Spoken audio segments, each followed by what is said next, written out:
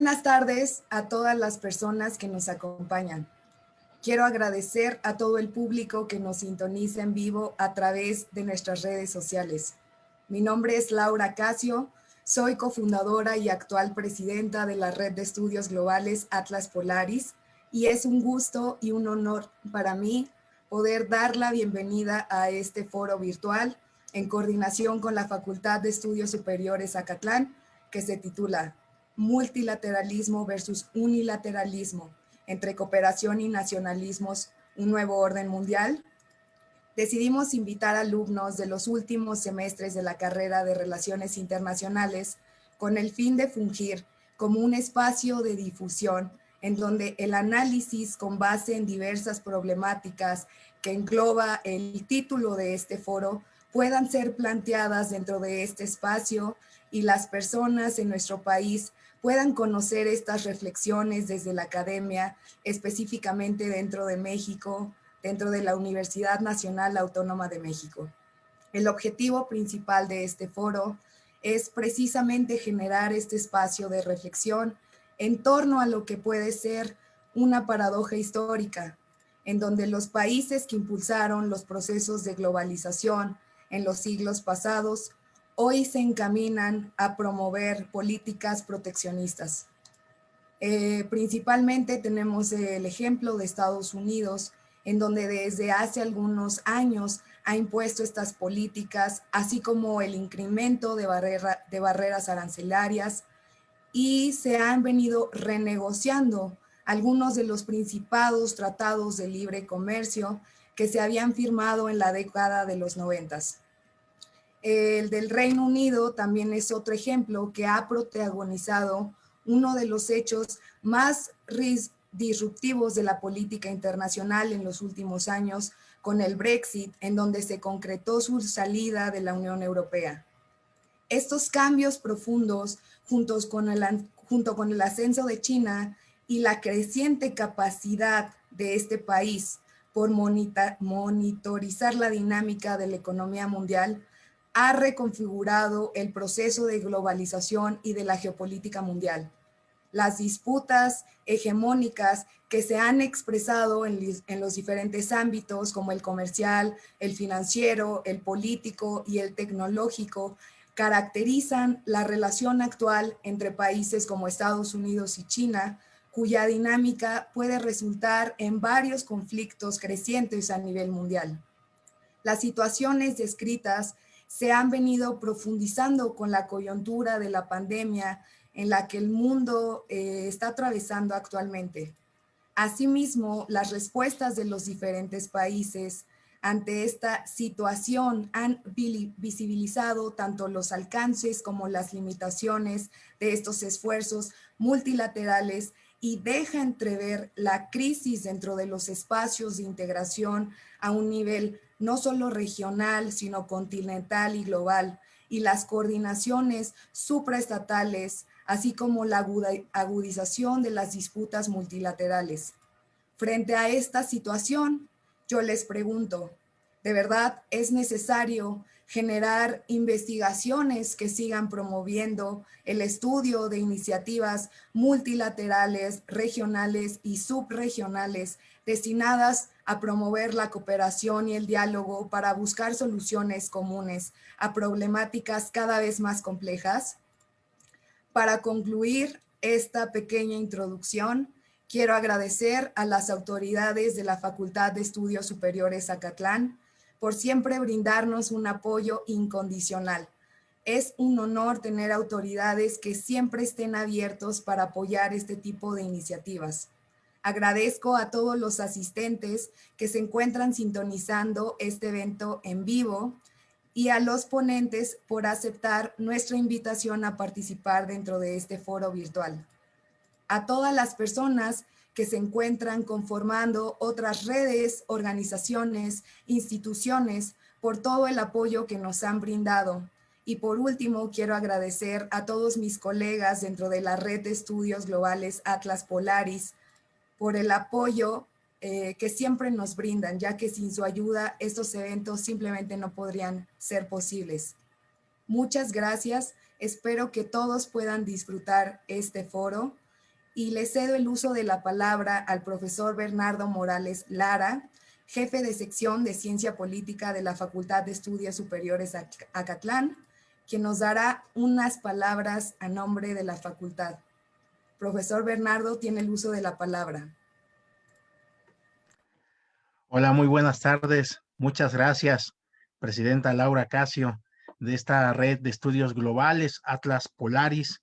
La verdad es de que es una organización que nos está dando mucho orgullo en la Facultad de Estudios Superiores Acatlán y es un motivo de orgullo para también la carrera de Relaciones Internacionales. Pues vaya, la carrera cuenta con excelentes representantes y este proyecto que les ha costado mucho, me consta, han sido muy consecuentes en ello, está dando verdaderos frutos muy interesantes, frutos que se van a expandir y que se están expandiendo ahora a través de las redes. La verdad es de que a la FES Acatlán no se está deteniendo con esta pandemia, ¿verdad? No se está deteniendo la licenciatura de Relaciones Internacionales y aquí encuentran grandes representantes. Quiero agradecer esta invitación a nombre del doctor Manuel Martínez Justo, el director de nuestra querida facultad, la Facultad de Estudios Superiores Acatlán, también a nombre de la doctora Claudia Márquez Díaz, la jefa de División de Ciencias Socioeconómicas, que por cierto les comento y como ustedes ya sabrán, tanto el director como la doctora Claudia Márquez Díaz, pues ellos tienen la licenciatura en Relaciones Internacionales, ya son doctores, pero siempre su campo de análisis, de investigación y donde han aportado mucho en temas, en tanto en conferencias, en escritos, artículos, tiene que ver con temas de relaciones internacionales. Hoy el tema que nos ocupa y que nos hicieron el favor de compartirnos y que ahorita van a hablar de ello precisamente con diversos subtemas al respecto, es multilateralismo contra unilateralismo, entre cooperación y nacionalismos, un nuevo orden mundial, hacen la pregunta. Entonces, a mí en lo particular me llamó mucho la atención qué orden mundial se está gestando, si es que lo está viendo, qué procesos de globalización, como lo comentaba la presidenta Laura Casio, se están generando, se están gestando, qué nuevas relaciones internacionales se están gestando, ¿no? Ante estos cambios que estamos notando a nivel global, los nuevos tratados, los nuevos convenios, estas relaciones multilaterales que ya comentaba precisamente la presidenta Laura Casio de la Red de Estudios Globales Atlas Polaris. Son temas fundamentales que creo que todos, no solamente los que estudian relaciones internacionales, sino incluso los que estudiamos ciencias políticas, son temas de gran relevancia. Entonces nosotros estamos verdaderamente complacidos de estar aquí, verdaderamente agradecidos de que también nos hayan tomado en cuenta como representantes de esta gran institución, de la FES Acatlán, de la UNAM, y de verdad felicitaciones por este logro que aparentemente es muy sencillo, pero sé que para poderlo hacer tuvieron que hacer grandes esfuerzos, no solamente una persona, sino en equipo, y verdaderamente felicidades, reciban mis felicitaciones, reciban las felicitaciones también del director Manuel Martínez Justo y de la doctora Claudia Márquez Díaz. Muchas felicidades y gracias.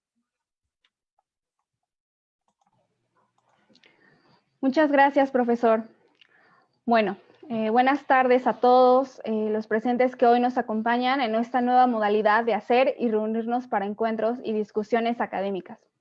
Primeramente, quisiera reiterar el agradecimiento a la Facultad de Estudios Superiores Acatlán por todo el apoyo brindado y por promover las voces de los alumnos.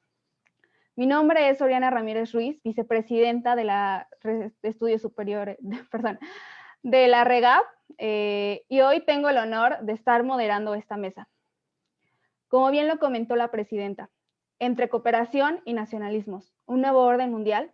Es la pregunta con la que se planteó este foro debido a que como estudiantes de Relaciones Internacionales nos hemos percatado del cambio de dirección que los países se han planteado en un mundo en el que reina la interdependencia y la globalización.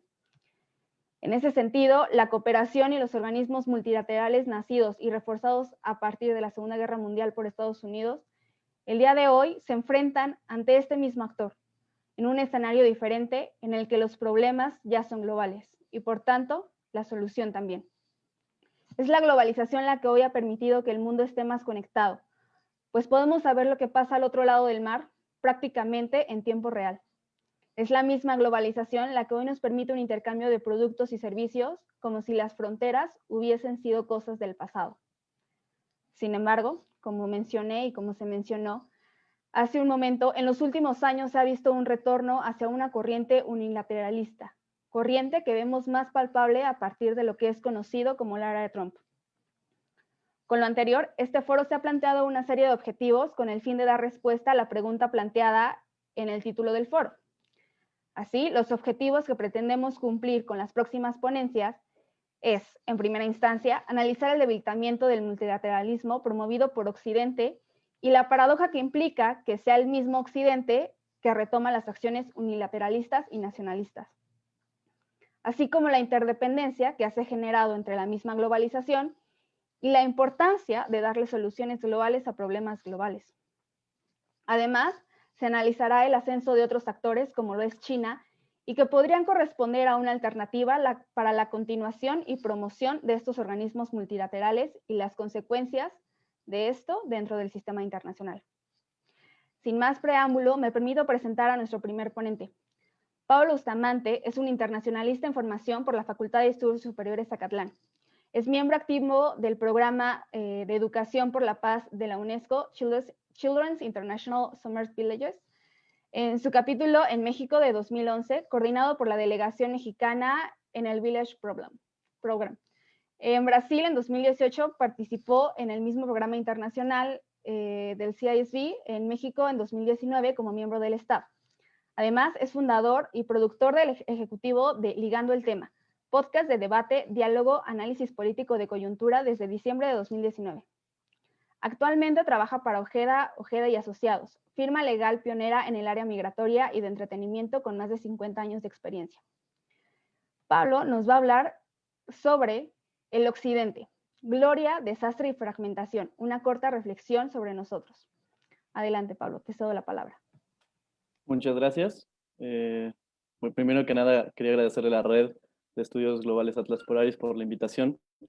Siempre es bienvenida y muchas gracias a las autoridades de la Facultad de Estudios Superiores Zacatlán por generar este tipo de espacios ahora en nuestra nueva modalidad de distancia. Y bueno, vamos a comenzar con lo que importa. Esta presentación se llama Occidente, Gloria, Desastre y Fragmentación, una corta reflexión sobre nosotros. ¿Por qué? ¿Por qué le puse gloria, desastre y fragmentación? Primero hablemos de la gloria. Cuando hablamos de la gloria de Occidente, hablamos de cómo se constituye. Normalmente pensamos en la historia clásica, la civilización griega, la civilización egipcia, la civilización romana, las revoluciones burguesas, cómo toda esta cuestión heroica de Occidente hace lo que nosotros conocemos hoy como nuestras repúblicas y nuestro sistema internacional. El desastre a partir de la Primera y Segunda Guerra Mundial, este cambio de sistema, de régimen, la lucha constante de poder y la ambición del mismo, cómo ha generado caos en el sistema. Y hoy día estamos pagando las consecuencias de esta toma de decisiones incorrectas. Y fragmentación. Fragmentación principalmente porque hoy hablamos de un rechazo al multilateralismo y a los ideales que defiende Occidente. Y nosotros, porque nosotros somos el pasado, el presente y el futuro, como civilización occidental y como parte del todo que es el mundo, ¿vale? Entonces, pasamos a nuestra primera diapositiva, donde hablamos de una breve reflexión de Occidente. ¿Qué es Occidente? Occidente es la historia de la humanidad sin representar a toda la humanidad. Es excluyente, es elitista, es muy selectiva, segrega a todo aquello que considera ajeno y que le tiene miedo. La contradicción de Occidente. Los humanos hemos inventado pocos conceptos más contradictorios que Occidente. Entonces, a raíz de toda esta creación, de este ideal que se crea alrededor de la palabra, porque Occidente no solamente es la palabra, es política, es social, es economía, es cultura, es guerra, es paz, es caos, es orden, es pobreza, es riqueza, es toda una serie de contradicciones. Hay un Occidente antes y después de la Segunda Guerra Mundial, como lo mencioné dentro del título. A partir de la Segunda Guerra Mundial, al momento de cambiar el orden internacional, se altera la forma de guiar las relaciones en el sistema internacional. Ahora ya no es la cooperación para evitar el conflicto, ahora es el cojín que ayuda a mitigar los conflictos que ya existen y a buscar silenciarlos en la mayor cantidad posible. Y la pregunta que pongo al principio es: ¿por qué debatir lo que pasa en Occidente ahora? Porque nos hemos fallado como especie, porque hemos dejado atrás a unos y los hemos olvidado, porque en nuestro afán de homogeneizar y de preservar los ideales, hemos generado odio, hemos generado miedo, rencor y caos. ¿En qué fallamos como civilización occidental? Hemos sido violentos de forma desmedida en la búsqueda de la paz. Todo esto a través de la negatividad del otro. El hecho de que, como es ajeno a mí, es diferente, entonces ya le estoy poniendo un juicio, emitiendo un juicio de valor negativo a ese ser o a ese ente. Una inequidad cínica en la búsqueda de la igualdad. La brecha cada vez se hace más grande, más marcada, entre los países más desarrollados y los países menos desarrollados. Cada vez parece más inalcanzable alcanzar el desarrollo. El afán de querer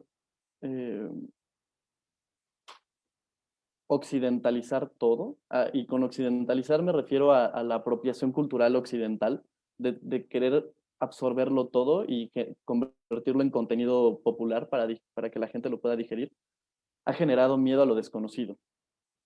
Y entonces nos volvemos fan de lo que es igual a nosotros. Nos enviciamos con lo que es igual a nosotros, y eso a la larga se vuelve violencia sistemática, porque entonces el exceso de lo igual y el rechazo a lo diferente nos hace aislarnos, rompe con esta concepción del multilateralismo, de la cooperación internacional, sin llegar a conflictos armados. Y pues hoy día Occidente vive atormentado por estos fantasmas: el miedo, la soledad y el odio, incluso la violencia. Estas fallas nos han fatigado, nos han hartado. Vivimos cansados de estar lidiando siempre con lo mismo y sin una aparente solución. Vivimos en épocas de incertidumbre prolongada, de hartazgo, demagogia y oportunismo, de fragmentación, de polarización, resurgimiento de extremismos, y esto es lo que nutre a los nacionalismos, como vamos a ver en la siguiente diapositiva. Todo esto que acabo de mencionar, a partir de la incertidumbre prolongada hasta los nacionalismos, pues obviamente genera un cuestionamiento a la estabilidad, a los valores, las normas y a los principios del sistema internacional. El por qué yo tengo que seguir esto si a mí no me está generando un beneficio, si yo no veo respuesta ni veo resultado. Yo sigo sufriendo y parece al mundo no importarle, ¿no? Esto es la representación tácita del hartazgo y del rechazo a la institucionalidad internacional. Y pues obviamente esto genera vulnerabilidad en temas de derechos humanos, resolución de conflictos, migración, desarrollo sostenible.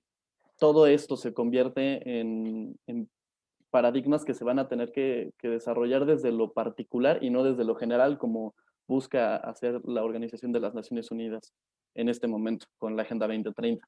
Entonces, ya no estamos hablando de una integración conjunta de países, sino que estamos hablando de una tendencia aislacionista, donde cada uno está velando por sus propios intereses. Y ya en el dado caso de que pudiéramos resolver nuestros propios problemas, ya podríamos hablar de resolver los problemas globales que nos aquejan a todos como especie, ¿no? Pero también la pregunta es: ¿podría ser el nacionalismo y el aislamiento la solución a los problemas globales? Ya no de lo general a lo particular, sino de lo particular a lo general. Muchas veces queremos asumir que los problemas se resuelven en un chasquido en Naciones Unidas y ya de ahí se baja a los países. Y no funciona así. Nos hemos dado cuenta con estas fallas del sistema internacional que los problemas de la sociedad internacional realmente se tienen que resolver muchas veces desde lo particular. Segundo punto: los problemas de México y el manejo de los mismos aporta algo a la humanidad, hablando ya de cuestiones de particular general, para bien o para mal. México siempre va a generar una imagen internacional independientemente del resultado de cómo se manejen los problemas y las situaciones. Los problemas globales, sin embargo, no se perciben igual y no generan los mismos resultados. Por eso el punto de aquí de ya no general particular. Y pues obviamente todo esto deja retos globales, como lo es la cuestión de medio ambiente y la cuestión de la tecnología. ¿Cómo vamos a resolver esto desde adentro? No desde afuera y desde la comunidad, desde el sentido de comunidad. Y efectivamente, Occidente está fragmentado, está dolido y está al borde de la locura. Pero la esperanza no está perdida. Aquí, si bien es cierto que la noche es más oscura antes del amanecer, el amanecer para Occidente no va a llegar mientras Occidente no luche por él.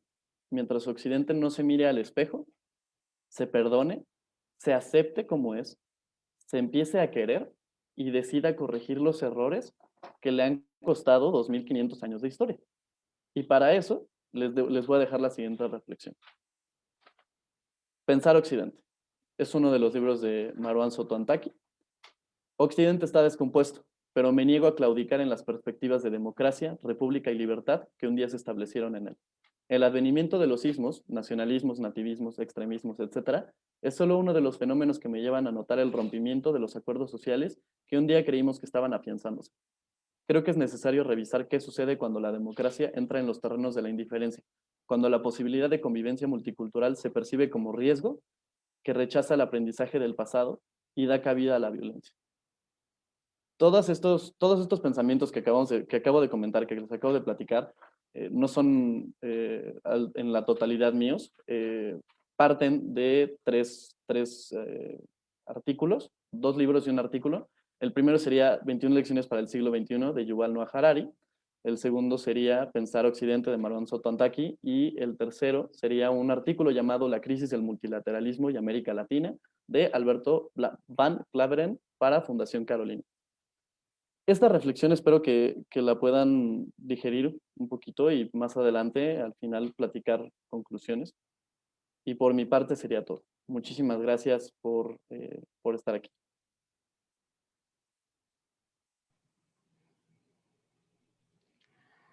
Muchas gracias, Pablo. Una interesante reflexión respecto a lo que nosotros como Occidente somos y nos percibimos. Bueno, a continuación daré la palabra a nuestro compañero José Marín. Él, entre muchas otras cosas, ha sido debatiente en diversos modelos de Naciones Unidas, en diversas instituciones como la UNAM, IPN, Senado de la República y la Honorable Cámara de Diputados, así como expositor en diferentes conferencias respecto y sobre la línea de investigación del riesgo mundial sobre por el uso del armamento nuclear y la respuesta occidental contra el terrorismo en el curso de interpretación de ciencias sociales. Marín nos va a hablar sobre cómo podríamos, cuál es la, perdón, tenemos un poquito de problemas técnicos. Listo. ¿Cómo perjudica a la sociedad internacional el unilateralismo estadounidense? José, adelante, por favor. Claro que sí, muchísimas gracias. Antes que nada, quisiera agradecer a la Facultad de Estudios Superiores Zacatlán y en específico a la Red de Estudios Globales Atlas Polaris por la invitación a ofrecer esta conferencia. A lo largo de ella y al final, para poder concluir, vamos a poder dar respuesta justamente a esta pregunta con la cual quiero iniciar, ¿no? ¿Cómo perjudica a la sociedad internacional el unilateralismo estadounidense? Y pues bueno, es que es muy compleja esta pregunta, porque justamente nos remite a entender a Estados Unidos, ¿no? Entenderlo no solamente en el plano político, no solamente en el plano electoral, y tampoco en el plano de esta misma administración, ¿no? Que evidentemente nos puede dar grandes respuestas sobre qué es lo que está pasando, pero hay que entenderlo desde el punto de cómo se originan todo este tipo de decisiones en el plano político, y es entendiendo a la sociedad. La sociedad americana ha estado conformada desde varios años a través de diversos sentimientos, ¿no? Específicamente quiero señalar 2, que es el nacionalismo americano y la superioridad racial.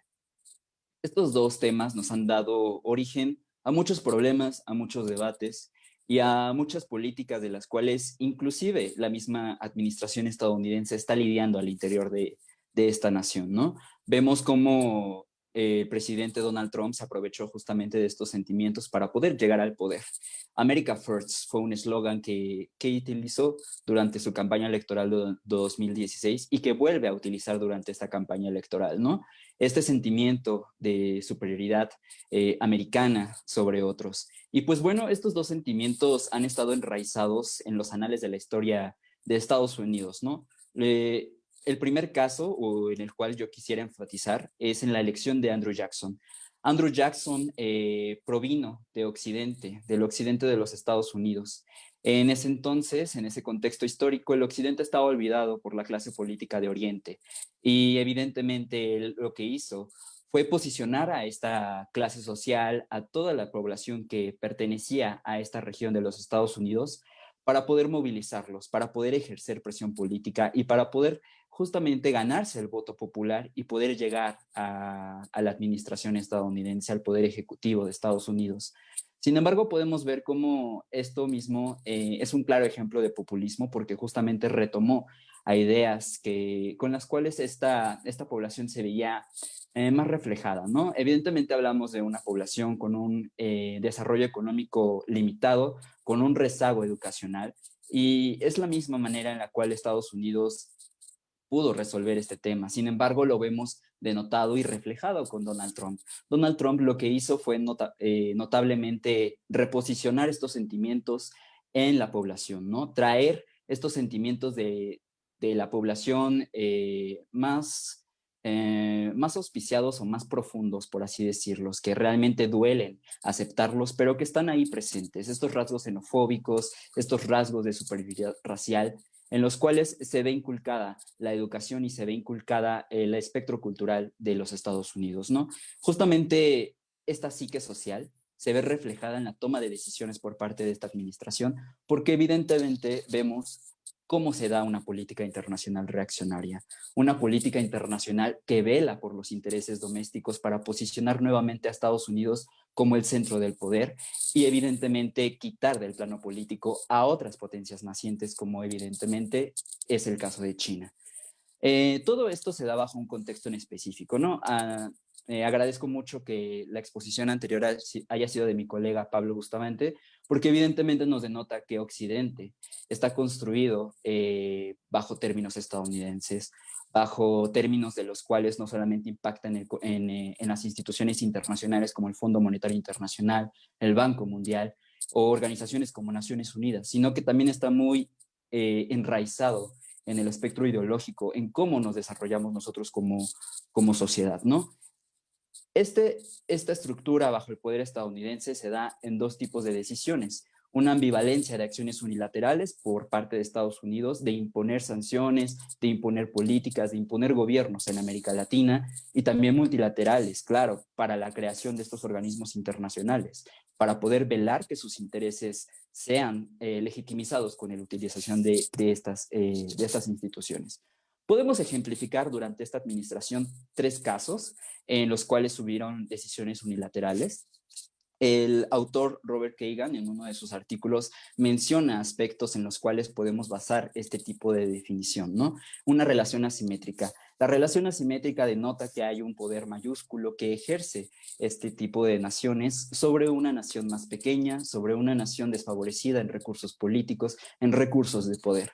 En este caso, quiero ejemplificar el caso con México, con el despliegue de la Guardia Nacional hacia la frontera sur de nuestro país, justamente por una amenaza de Trump en el ámbito comercial, ¿no?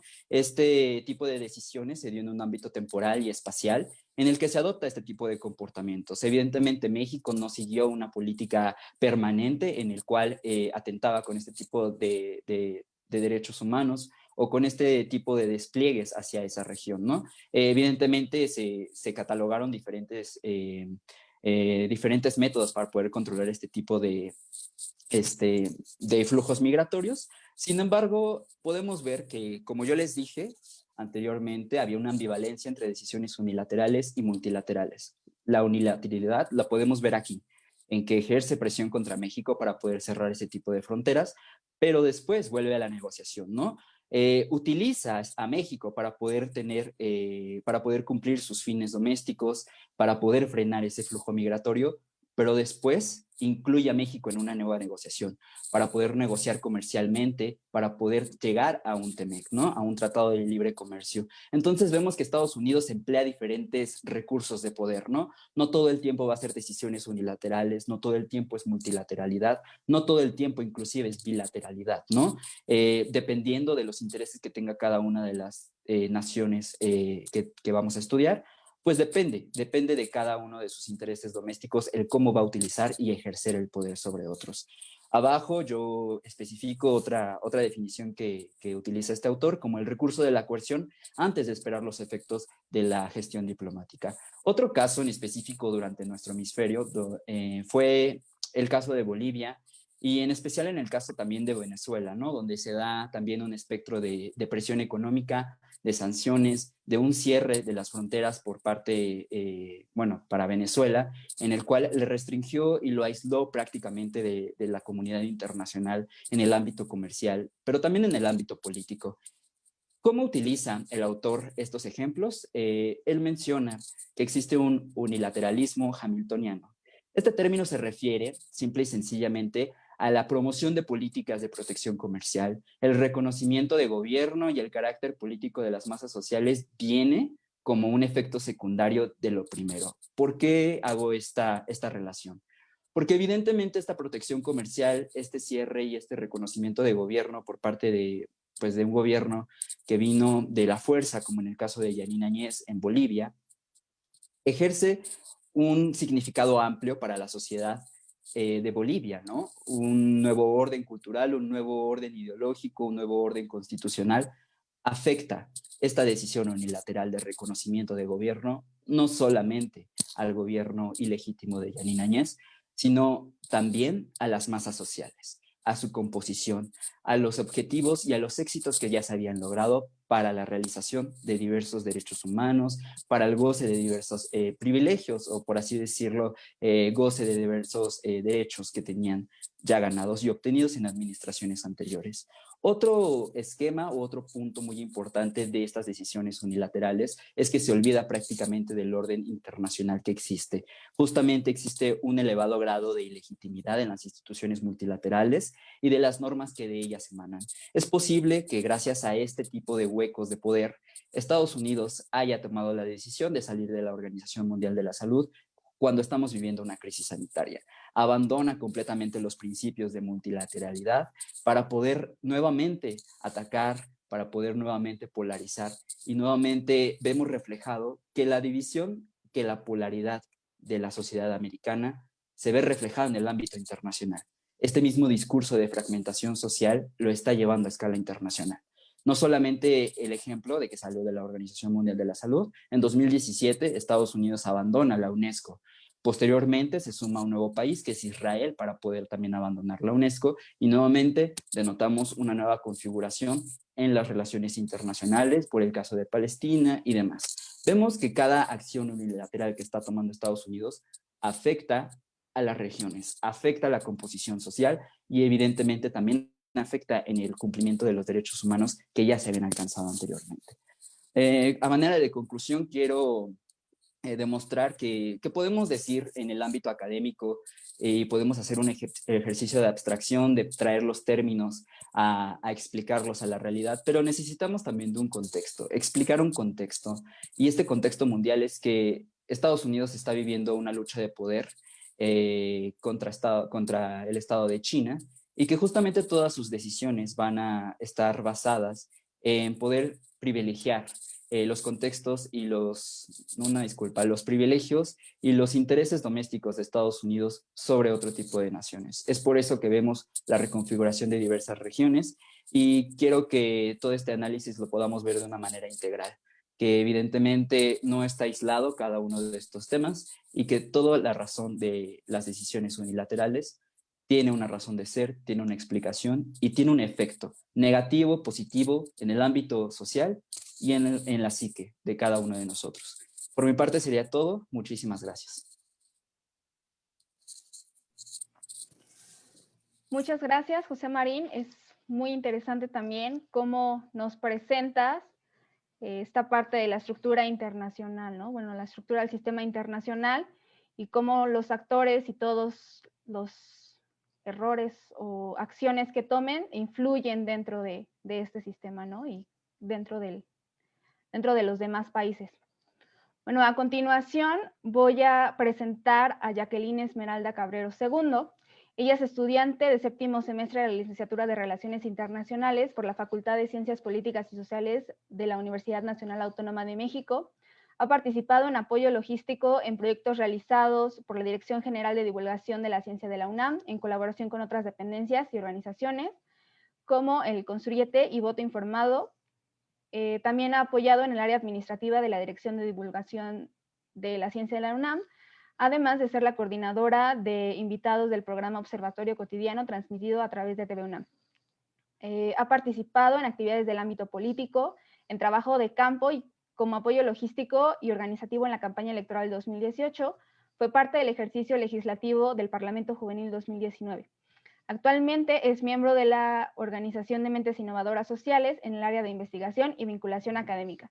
Sus líneas de investigación son complejidad, teorías decoloniales y análisis de la realidad social en el marco complejo actual. Ella nos va a platicar sobre el multilateralismo de China versus el unilateralismo de Estados Unidos en tiempos del COVID-19. Adelante, Jacqueline, muchas gracias. Muchas gracias. Bueno, muy buenas tardes. Primero que nada a todos los presentes, los que nos están viendo a través de la transmisión de Facebook. En primer lugar, quiero agradecer por la participación y disculparme porque están construyendo, por la invitación que me brindó para participar en este espacio, la Red de Estudios Globales Atlas Polaris.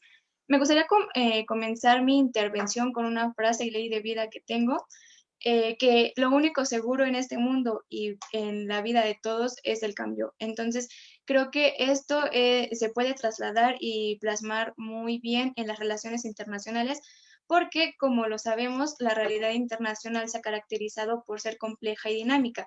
Desde su nacimiento formal como disciplina, las relaciones internacionales, a partir de los puntos de Bretton Woods en 1949, se han determinado por un alto grado de abstracción debido a su objeto de estudio. En este sentido, desde su nacimiento, después de la Segunda Guerra Mundial, se han tenido dos procesos que son importantes y que marcaron un cambio tanto en la agenda internacional como en la disciplina de las relaciones internacionales. Esto fue primero la etapa en primer lugar, la Guerra Fría, que se da al darse esta polarización del mundo en dos bloques, como ya lo sabemos, el capitalista dominado por Estados Unidos y el socialista dominado por la Unión Soviética.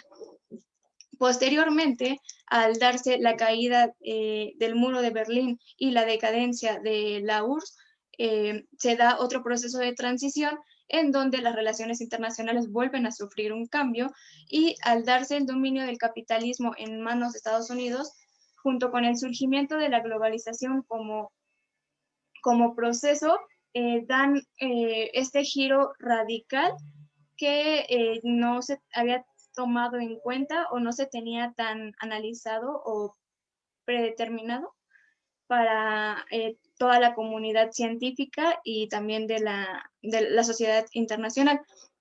Bueno, es a partir en la segunda mitad del siglo XX que estos dos procesos tienen cabida y son totalmente desconocidos, además de que se desarrollan en un periodo muy corto.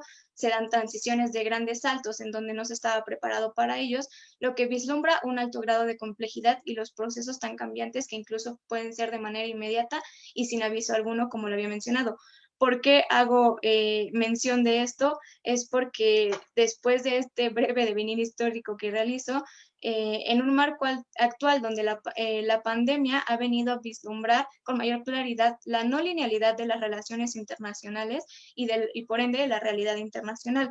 Así marca nuevamente un cambio en todo el mundo, a tal grado de que diversos autores han determinado lo que han denominado como la crisis del sistema capitalista, que ha imperado desde que se implantó el proceso de la globalización a finales de la década de los 70 del siglo pasado. Bueno, en este sentido, podemos ver como ante la complejidad de la realidad social que tenemos hoy en día, el sistema capitalista neoliberal que ha imperado desde la década de los 70, como ya lo mencioné, se comienza a ver ineficiente para responder y explicar ante los fenómenos que se presentan en nuestro marco actual. Así, el brote pandémico generado por el virus del SARS-CoV-2 es un fenómeno sin precedentes, como lo hemos visto. Si bien anteriormente ya se habían tenido pandemias que incluso habían tenido un alcance global, la paralización de la economía mundial y principalmente de las potencias hegemónicas es algo que nosotros como internacionalistas hemos considerado como el cisne negro, algo que no se tenía previsto y que claramente va a traer graves repercusiones y que no sabemos si aún no podemos recuperarnos de la crisis del 2008. Esto viene a agravar un poco más la situación y las problemáticas en las que ya nos encontrábamos, y por eso es que se ha considerado a la actual crisis sanitaria como una crisis sin precedentes. En este marco, la pandemia vino a reforzar la concepción del mundo que se tenía, como lo hicieron anteriormente los dos fenómenos que ya les había mencionado. Es el tema del ascenso de los nacionalismos en un marco actual y un sistema multipolar que ha devenido también del proceso de la globalización, en lo que me gustaría enfocarme para fines de esta ponencia, lo cual es un hecho que ha causado una dicotomía entre el unilateralismo y el multilateralismo. También agradezco a los ponentes que me antecedieron porque igual brindaron un poco más de refuerzo a mi ponencia o a mi exposición en este grado, en este sentido de que el unilateralismo actualmente es fomentado principalmente por Estados Unidos, mientras que el multilateralismo es fomentado por la potencia, considerada como la potencia emergente, lo que lo es China. Bueno, al modificarse el sistema internacional, surgen nuevos actores y más o menos unos tienen injerencia más que otros. Temas que anteriormente no se tomaban en cuenta ahora están siendo fundamentales dentro de la agenda internacional y comienzan a tener gran relevancia. En este sentido, la denominada crisis del sistema capitalista, el sistema determinante de las relaciones económicas en todo el mundo, aquí es un punto importante a considerar porque este sistema capitalista se ha determinado también como único modelo en la realidad social.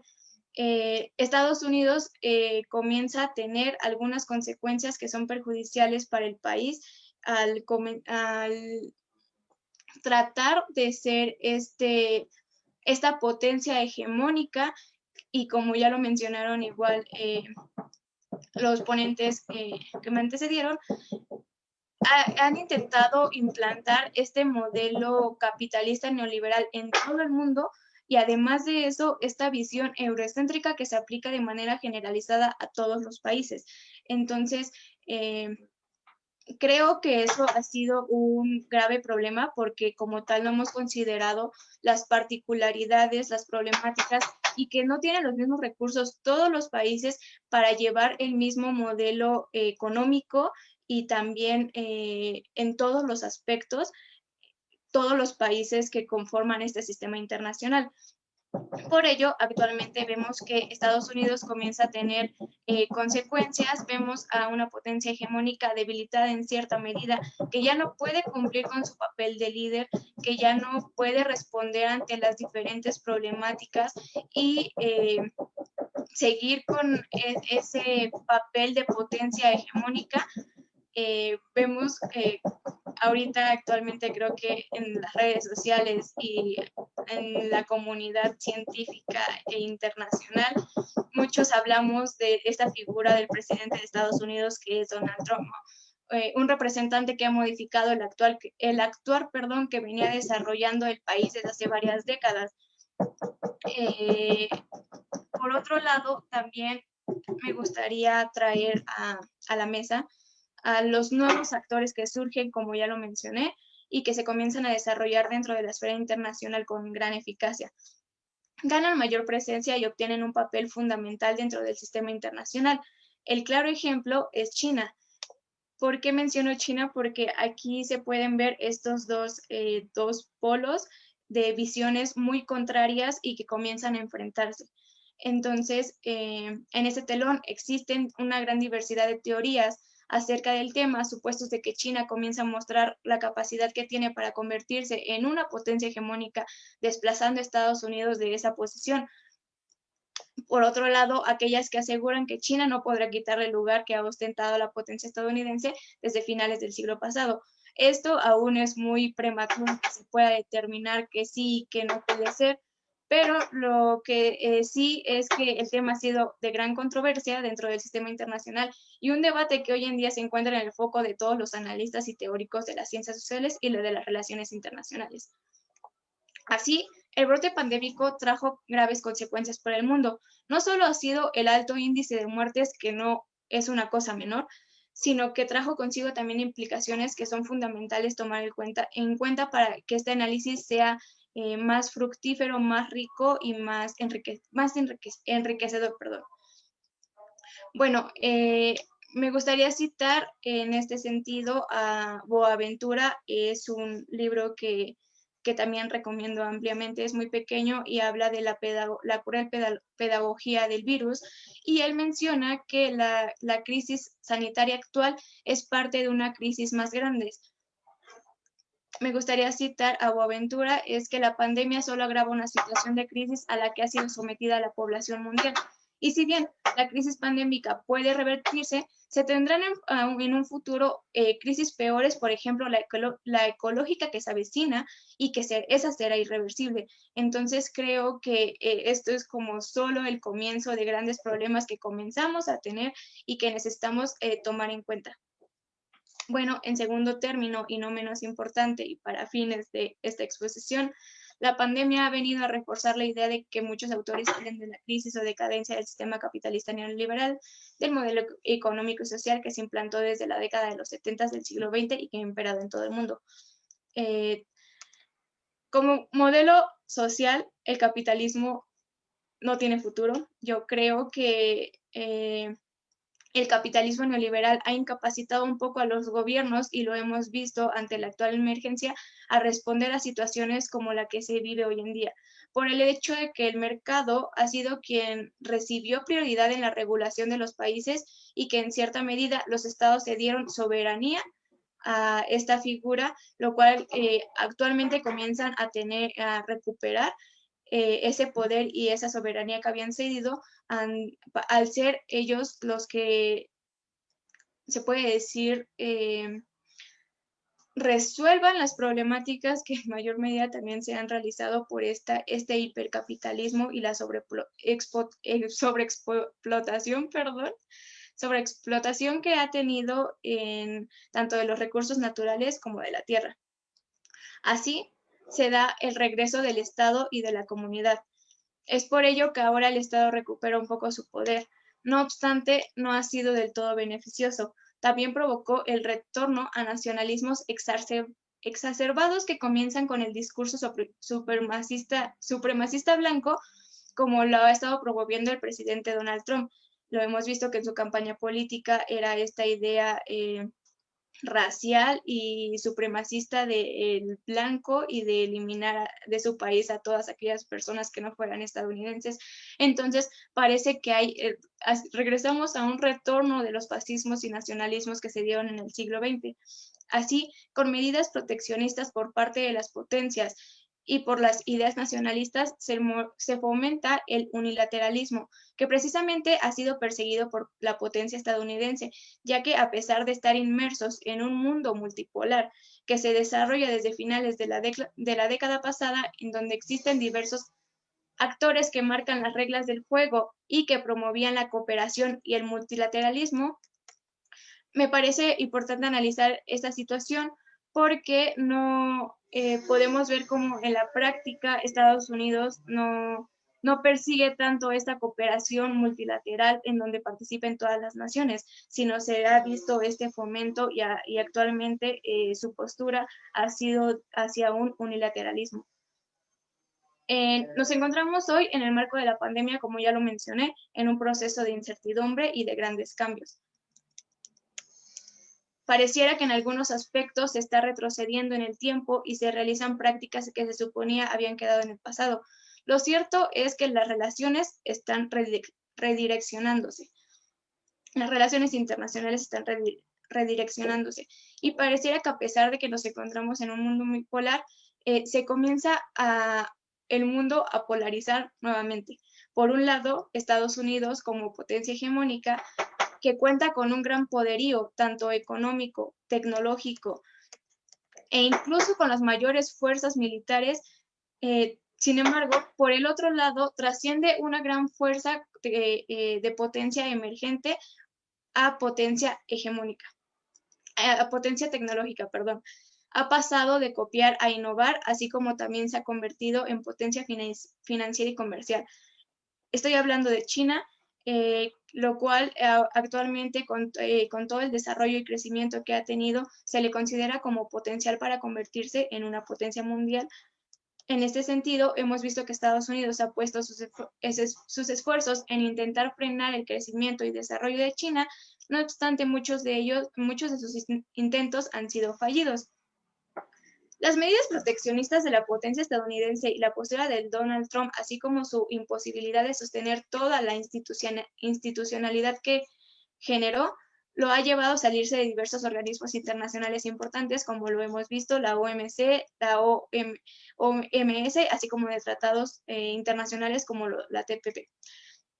Esto lo podemos ver que solamente era una fachada para seguir tejiendo la injerencia en diferentes aspectos, porque si bien el discurso promovía la cooperación y el unilateralismo, ahora que se ve su mayor declive, se vislumbra su interés por el unilateralismo.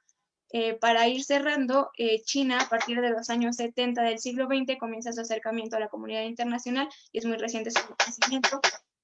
Así, en el marco de la pandemia, como ya lo mencioné, fungió como un líder y se ha dado cuenta que no puede seguir la línea de Estados Unidos y llevar la batuta del mundo, sino que se requiere de una cooperación integral de todo el sistema para poder hacer frente a la complejidad internacional que se vive hoy en día.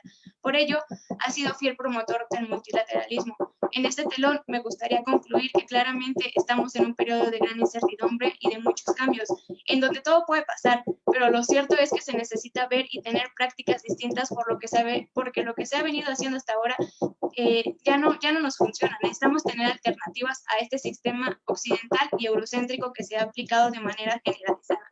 Debemos de comenzar a analizar todo la realidad internacional y por ello se necesita de un trabajo en conjunto de la sociedad internacional para poder sobrellevar lo que se viene en un futuro. Se suma un avance contracíclico de la globalización, el proceso de la desglobalización, el cual generará no solo regionalismo, sino estados con políticas económicas mixtas, pero que en muchos casos son fundamentadas en nacionalismos. Esto se vuelve un peligro porque se basan sus posturas racistas, nacionalistas y xenofóbicas, por lo que el multilateralismo podría venir a frenar esta dinámica mediante la complementación, integración y cooperación entre las diversas naciones, por lo que a mi parecer el multilateralismo podría ser la mejor opción para contrarrestar una crisis. Se requiere de la unión y la cooperación de todas las naciones, de repartirse las responsabilidades y de que haya aportes con los recursos que cada uno tenga. Así se generará una dinámica de cooperación entre las naciones, facilitando combatir aspectos como la actual emergencia sanitaria y nos permitirá crear diversos mecanismos necesarios para el futuro próximo, ya que la crisis de la humanidad debe ser combatida no por uno, sino por todos los países en conjunto. Muchas gracias. Muchísimas gracias, Jacqueline. Un interesante análisis respecto al ascenso de otros actores en esto que conocemos como sistema internacional. A continuación, voy a darle la palabra a Dianitzel Sánchez Calderón. Ella es estudiante de 9º semestre en la licenciatura de Relaciones Internacionales, con preespecialidad en Economía Internacional de la Facultad de Estudios Superiores Acatlán.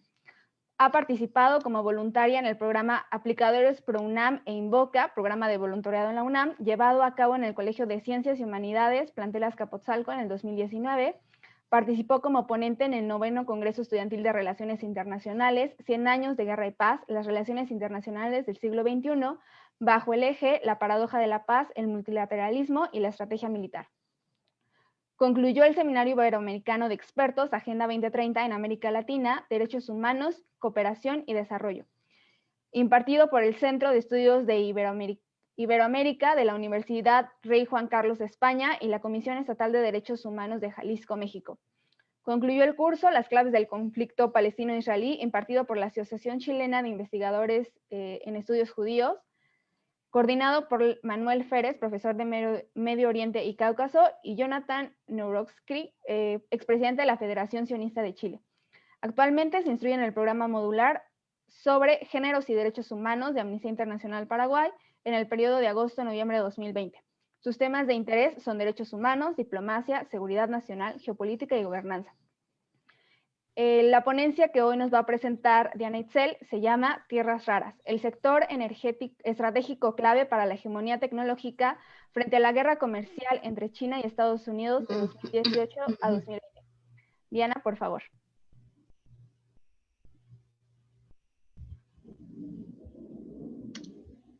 Ok, buenas tardes. Primero que nada, quiero agradecer a la Red de Estudios Globales por hacerme la invitación, sin olvidar, por supuesto, a las autoridades de la FES Acatlán. Yo les traje a la mesa un caso práctico sobre la crisis que vive el multilateralismo frente al unilateralismo. Bueno, el tema es Tierras Raras, el sector estratégico clave para la hegemonía tecnológica frente a la guerra comercial entre China y Estados Unidos en el periodo 2018-2020. El sector de tierras raras no es un tema nuevo en la agenda de Estados Unidos. Durante los últimos años se ha dedicado a buscar alternativas para poder reducir la dependencia que tiene de China. Sin embargo, la ventaja que tiene esta industria asiática es casi imposible de quebrantar. Tras no pocas denuncias ante la OMC por parte de China por impuestos exacerbados y en época donde se rumora que puede haber un recorte al suministro de tierras raras a Estados Unidos, resulta prudente preguntarnos quién posee la superioridad en lo que parece ser un juego de suma cero. Pero partamos por definir qué son las tierras raras. Las tierras raras son un conjunto de 17 elementos químicos de la familia de los lantánidos. Su nombre se deriva de su inicial obtención en forma de óxidos que se llamaban tierras en el siglo XVIII. A menudo el término tierras raras se considera muy inapropiado, dado que en realidad son elementos que sí abundan en la corteza terrestre. Lo complicado con ellas es el proceso y tratamiento que conllevan. Ahora bien, la utilización de tierras raras es muy variada. Lo podemos ver en un instante con la creación de las pantallas, baterías y motores de teléfonos inteligentes, inteligencia nuclear, inteligencias para el sector de energías verdes, catalizadores, herramientas especializadas, un sinfín de cosas. Por eso se le conoce a las tierras raras como el secreto de todo lo hecho. En particular, es de suma importancia destacar dos sectores que demandan estos elementos. Por un lado, la industria de la tecnología verde, y por otro lado, el sector de la defensa militar. Bajo el primer concepto tenemos la creación de turbinas eólicas, paneles solares, la creación de estos nuevos autos eléctricos y las ya muy codiciadas baterías de litio. Y en el sector de defensa tenemos la creación de motores a reacción para aviones, tanques, sistemas antimisiles, todo tipo de armamento que conlleva energía nuclear. De hecho, es bien sabido que todos los estados destinan un capital importante del PIB para poder comprar todos estos elementos de inteligencia bajo el concepto de seguridad nacional. En la actualidad, existe un aproximado de 10 minas activas de tierras raras a lo largo del mundo. Sin embargo, 5 de ellas se encuentran en China. A pesar de esto, sí existen unos aproximadamente 40 proyectos de exploración y explotación de tierras raras en regiones como Norteamérica, Medio Oriente y Sudáfrica. Entonces, ¿cuál es el papel de las tierras raras, en la guerra comercial entre China y Estados Unidos? En el 2019, y como primera respuesta a las medidas condenatorias estadounidenses hacia la empresa Huawei, el presidente chino Xi Jinping realizó una visita publicitada a una de las fábricas más grandes de tierras raras en China.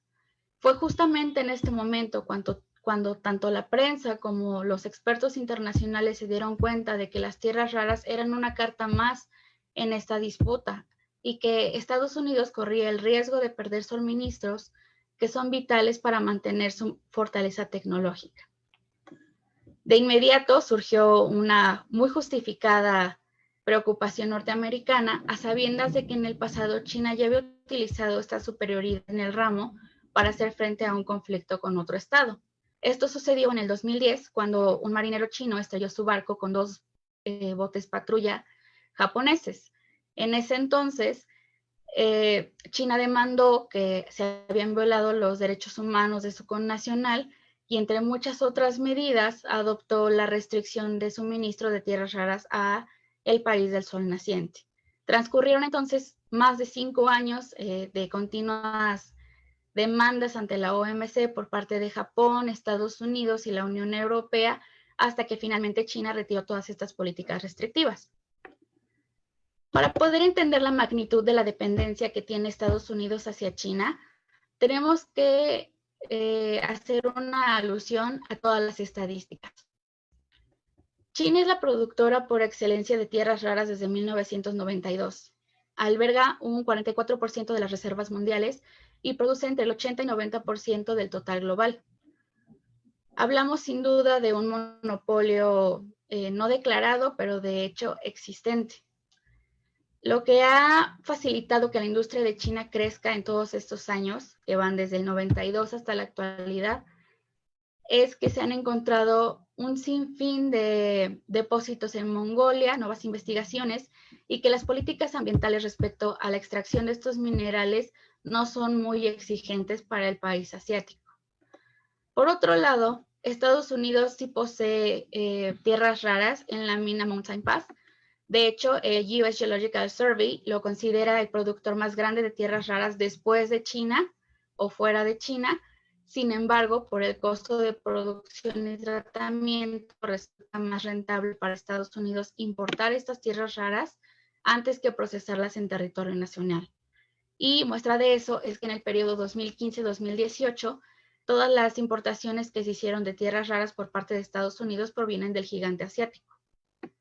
Con los datos anteriores podemos dilucidar 3 puntos importantes.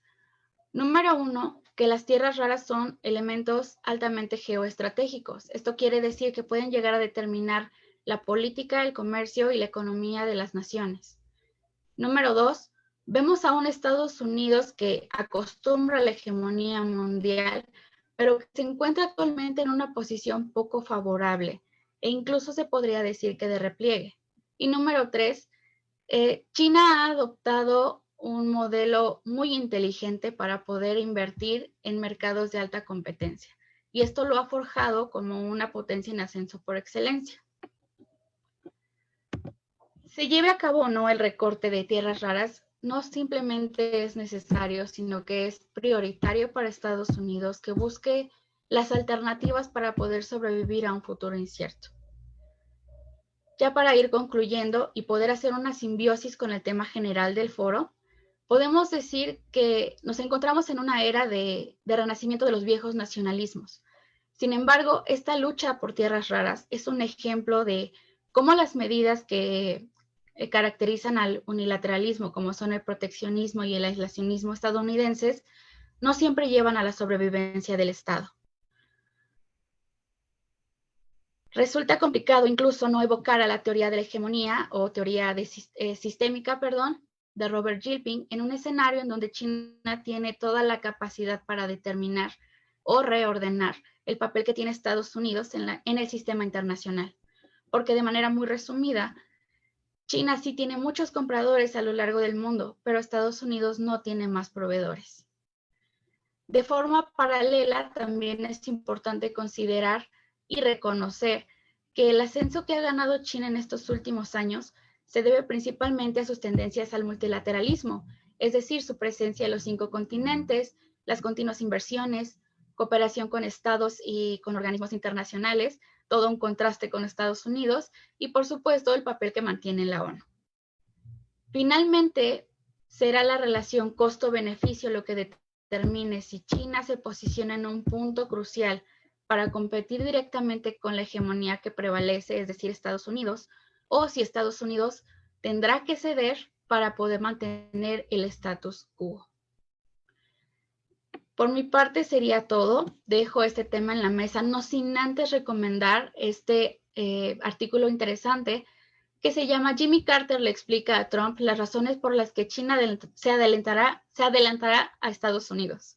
Este artículo se refiere en especial a las maneras o a las políticas incorrectas que ha tomado Estados Unidos respecto a la hegemonía china y, por supuesto, al ascenso del dragón asiático.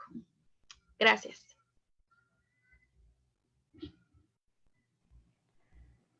Muchísimas gracias, Diana. Es importante reconocer esta parte de que el aislacionismo no siempre puede llevarse a cabo. A continuación, nos va a presentar nuestra compañera Yareli Martínez Guillén. Ella es estudiante de 9º semestre de Relaciones Internacionales en la Facultad de Estudios Superiores Zacatlán. Se especializa en el estudio y análisis de escenarios políticos y la coyuntura internacional, principalmente en temas de migración y derechos humanos. Finalmente, es investigadora y miembro fundadora de la red de estudios globales Atlas Polaris. Asimismo, se encuentra cursando el curso de Derechos Humanos y Salud impartido por la Comisión de Derechos Humanos, además de que ha participado como moderadora en un evento también coordinado por la REGAP y por el Senado de la República, llamado Un Mundo Convulso en las Relaciones Internacionales entre México y Asia-Pacífico, antes y después del COVID-19. Yareli nos va a hablar un acuerdo mundial para la producción y consumo responsable del plástico, el caso de México. Adelante, Yareli, muchas gracias. Muchas gracias, Ariana, por la presentación. También me gustaría agradecer a todo el público que nos está viendo el día de hoy por la transmisión, como a su vez a las autoridades de la Facultad de Estudios Superiores Acatlán por apoyar y promover este tipo de eventos estudiantiles, aún así teniendo las condiciones que nos estamos viviendo, ¿no? Como mencionaste, el día de hoy voy a abordar el tema relacionado que se llama Un Acuerdo Mundial para una Producción y Consumo Responsable de Plástico, precisamente en el caso de México. Para comprender un poco mejor es importante tener un acercamiento a lo que es la sociedad global. Ya mis compañeros anteriormente han mencionado cómo se está viviendo precisamente la realidad entre los poderes, entre los estados, las empresas y todos estos actores que conllevan el poder, ¿no? Precisamente esta sociedad global se ha tenido como la creación de un espacio en donde se disuelven fronteras, como las conocemos, e inclusive comparten retos, metas o problemas en común que tienen un alcance tanto global como transnacional. Un ejemplo de ello, sin duda alguna, es la pandemia que estamos viviendo. Cuando empezamos a estudiar relaciones internacionales, nos enseñan que el escenario donde nos desenvolvemos es resultado de la mundialización y transformación de los vínculos de carácter político, económico, social o cultural que se dan entre estos actores internacionales que ya han mencionado mis compañeros anteriormente. Estas conexiones tienden a influir precisamente en las esferas de la vida cotidiana, tanto en la vida pública como en la vida privada. Por ello, el multilateralismo y unilateralismo son mecanismos importantes del mundo contemporáneo, dado que proponen trabajar y dar solución a los tópicos que aborda la agenda internacional, ya sean en conjunto o individualmente. Dichos términos cobran mayor importancia debido a que en las últimas décadas, en el estudio de las RI, hay un debate sobre el debilitamiento del Estado frente al auge de los nuevos actores. Por lo tanto, muchos proponen la cooperación internacional como un recurso para apoyarse mutuamente a cumplir sus metas o enfrentarse a un enemigo común, ya sea tanto entre estados como entre empresas, organizaciones, tanto gubernamentales como no gubernamentales. En este panorama, uno de los problemas más relevantes del siglo XXI es la degradación del medio ambiente. Y aquí es donde las empresas cobran una relevancia impresionante, ya que la industria del plástico ha sido una de las más fuertes dentro del mercado global y también una de las mayores causantes del daño ambiental. El éxito de esta industria se debe principalmente a dos razones. La primera de ellas es la producción barata, como a su vez los precios de dichos artículos a comparación de los que son creados con otros materiales. Para comprender mejor este punto, quiero que hagan una actividad junto conmigo. Voy a hacerles una pregunta y me gustaría que en el chat de Facebook respondieran. Y esta es, ¿por qué es más conveniente comprar un tupper de plástico que uno de vidrio? Así de sencillo. Espero leer sus respuestas y en lo que contestan me gustaría continuar con la segunda razón. Esta es el dinamismo que ofrece este material como base en la fabricación de distintos productos. También aquí les tengo otra actividad. Les voy a dar 10 segundos para que ustedes puedan contar rápidamente cuántos objetos de plástico hay a su alrededor. Recuerden que también pueden contar su ropa y su calzado. No hay ropas tanto 100% algodón como 100% piel. Hay diferente variedad. Espero que hayan respondido. Ya apareció. Oriana, no sé si tienes algunas respuestas. Me dicen que es porque es más práctico el uso del plástico. Sí, sin duda alguna. ¿Alguien más? Inclusive los ponentes, no sé si quieran responder esta pregunta. Tenemos otra que dice, quizás Andrea Guerrero dice, quizás por el precio y accesibilidad a ellos. Leslie Olivares, porque es más barato, menos pesado. Claro, ahí mencionó algo importante. Sin duda, es de que es menos barato y el vidrio, a pesar de que es más caro, es un material más frágil. Entonces, el plástico no, es más duradero. Pero precisamente ese es el problema que tenemos con los plásticos. ¿Cuánto duran? Y así podemos ver que la problemática es de que estos tardan en descomponerse hasta 100 o inclusive más años y la acumulación de ellos mismos hacen que sea una gran contaminación para lo que más adelante llamaríamos calentamiento global. Este problema se dice que es ocasionado por el ser humano, ya que es el que hace y produce estos desechos, estos artículos, como también es el que abusa de la explotación de los recursos naturales, tanto renovables como fósiles, que son utilizados por la fabricación de los plásticos. Algunos de ellos son el carbón, gas natural, sal y por supuesto el petróleo. Esto me recuerda a una cita que ya inclusive mencionaron en el libro anteriormente mi compañero Pablo, que es de Yuval Harari, en el libro de 21 lecciones para el siglo XXI, menciona que cada vez tomamos más recursos del entorno al mismo tiempo que vertemos en él cantidades ingentes de desechos y venenos.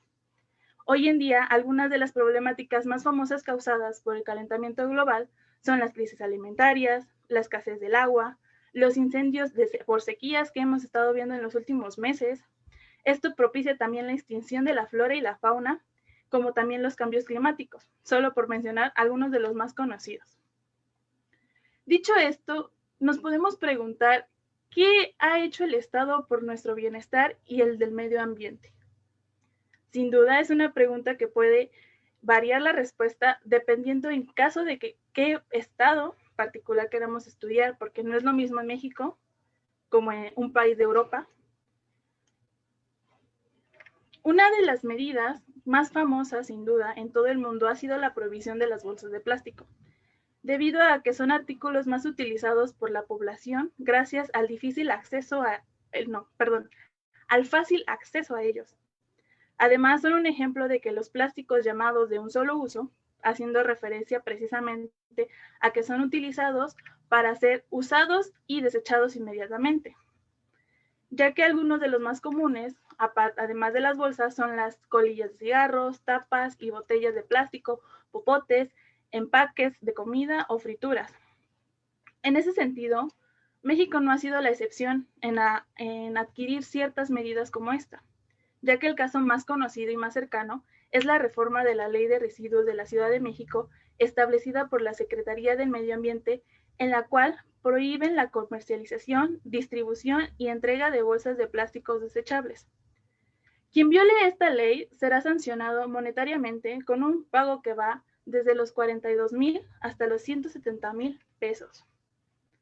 Por otro lado, podemos decir que México hasta el momento no es considerado uno de los países productores más importantes de este material.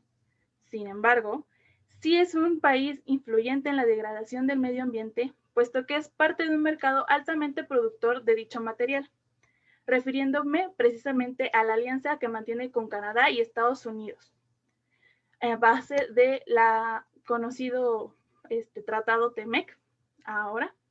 Según datos del Greenpeace España, en el 2018 se realizó un estudio en donde América del Norte es el segundo mayor productor de plástico con un 18% de la producción mundial, siguiendo después de China.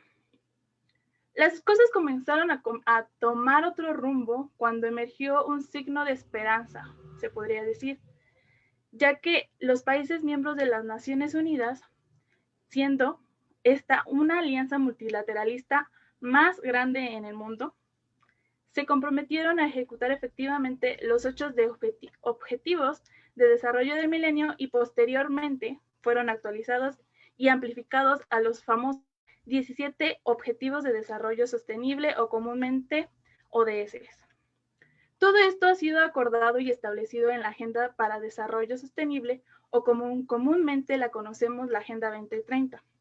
Hago referencia a ella precisamente porque es un acuerdo mundial donde, gracias al compromiso y a la cooperación internacional de los países, pueden ayudarse mutuamente para combatir la pobreza, las desigualdades y, en este caso, la degradación del medio ambiente.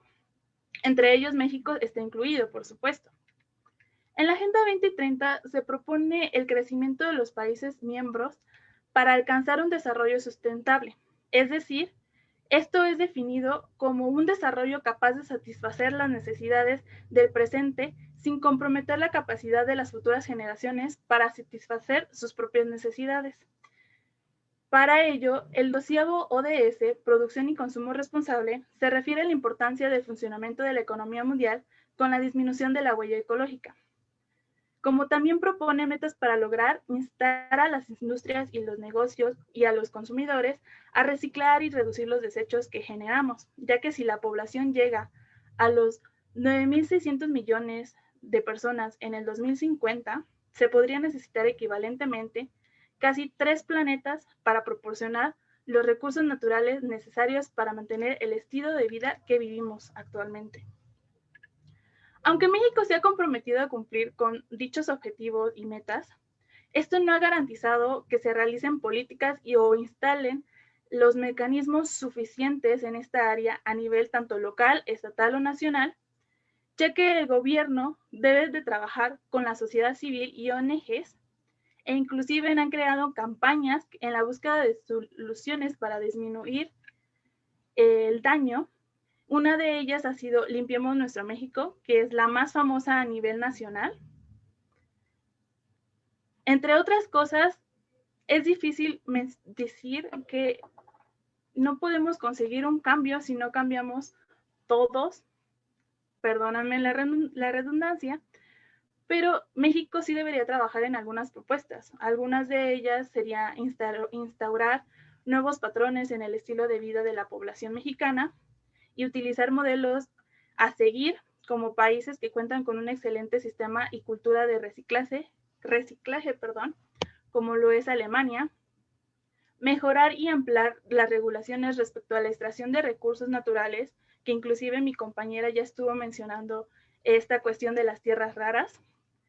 También el desecho, o sea, cómo se manejan los desechos del plástico.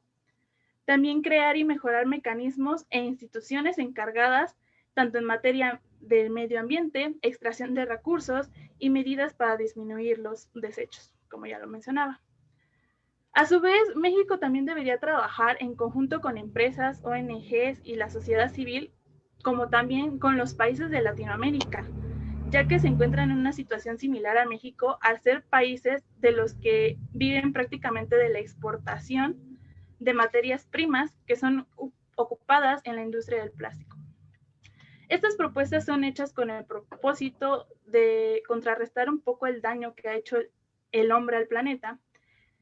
Sin embargo, no es la solución a todo. Para finalizar mi participación, se puede decir que la pandemia ha provocado, por un lado, la fragmentación, mientras que por otro se han unido por medio de la cooperación, ya que en cuestiones como la pandemia es necesario cuando los propios estados son superados por fenómenos globales como lo ha sido lo que es el COVID. En este sentido, es importante recordar que para México, el mantener buenas relaciones con diversos países ha sido forma en cómo ha manejado su política y su imagen en el exterior. Por ende, nuestro país siempre ha estado abierto a la posibilidad de cooperación y trabajar multilateralmente con otros países. En materia de ambiente no debería ser la excepción, ya que como hemos visto, el plástico también es una pandemia. Con esto me gustaría terminar mi participación. Muchas gracias a todos por estar aquí. Muchas gracias, Yareli. Efectivamente, el plástico es algo que tenemos que combatir y es muy curioso lo que se ha propuesto en la mesa, ya que hemos recibido diferentes visualizaciones respecto a la respuesta de diferentes soluciones que afectan a nivel global. Pero bueno, a continuación voy a leer las preguntas que nos hicieron llegar a través de los comentarios del vivo en Facebook. La primera va para nuestro ponente José Marín y dice: en la lucha de poder a nivel comercial entre los mayores protagonistas como Estados Unidos y China, ¿cómo afecta la relación a nuestro país o en qué aspecto nos beneficia? Claro que sí, muchas gracias. Bueno, es una pregunta bastante interesante, justamente porque nuestro país está en una posición geográfica muy estratégica. Sin embargo, nos puede perjudicar esta misma posición geográfica porque nos condiciona a elegir entre uno u otro país, ¿no? La cercanía con Estados Unidos, los vínculos comerciales, el hecho de que somos la frontera más transitada a nivel internacional y el hecho de que seamos el primer socio comercial de Estados Unidos y viceversa, nos condiciona a obtener beneficios justamente del lado de Estados Unidos. No, yo veo a México personalmente como la manzana de la discordia a nivel internacional, porque Estados Unidos puede sustentar su hegemonía, puede mantenerse más años en el poder, se incluye a México en sus estrategias políticas y se incluye a toda la región, en particular a Norteamérica, como parte de su principal actuar a nivel internacional. No hay que desbancar completamente la idea de solamente el actuar unilateral, sino que también hay que incluir a toda esta región. Si se incluye a esta región, es un contrapeso muy vasto hacia China. ¿Por qué? Porque el TEMEC ya nos está dando una pequeña luz sobre todo esto, ¿no? El TEMEC nos está dando que si México es incluido dentro del accionar estadounidense, a México los beneficios que les van a traer son reformas laborales, es aumento en el pago de salarios, es la inversión extranjera directa que va a recibir un gran crecimiento económico y evidentemente el discurso o el pensamiento que tienen muchísimos estadounidenses con respecto a que México le está robando los empleos a esta sociedad, lo podemos deducir que es un poco verdadero porque muchas empresas transnacionales, muchas empresas que tenían sede en Estados Unidos se vinieron a México, específicamente a cinturones industriales para poder venir a aprovechar todas las condiciones industriales de México y justamente el sector geográfico es clave, ¿no? La cercanía con California, la cercanía con muchos estados productivos e industriales. Entonces yo creo que la ventaja es mucha.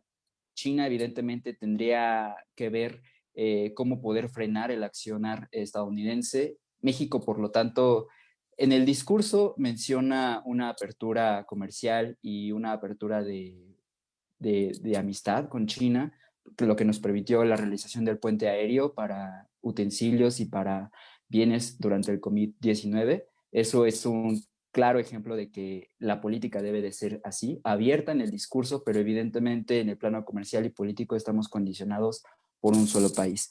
Por lo tanto, yo creo que sí, México tiene mucho que aprovechar, sin embargo, no lo va a aprovechar del todo debido a su debilidad estatal, debido a la debilidad institucional, debido a que no tiene un control 100% del Estado sobre todo el territorio y el problema del narcotráfico es un problema claro, es un problema grave y evidentemente hasta que no se dé solución a todos los problemas internos dentro de nuestro país, no se podrán aprovechar todo este tipo de ventajas y ni se van a aprovechar todas las estrategias.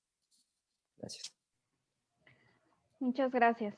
Bueno, la siguiente pregunta es del usuario Fairback, va para Pablo Bustamante y dice, la reflexión realizada en pensar Occidente es cierta, pero considero que no apunta a un fenómeno como tal, sino únicamente al resultado. En este sentido, ¿no podría ser viable que la ruptura de los acuerdos sociales se debe a la globalización y por ende a la desmoralización que han sufrido los seres humanos? Pues mira, para empezar, efectivamente, la reflexión no apunta a un único fenómeno.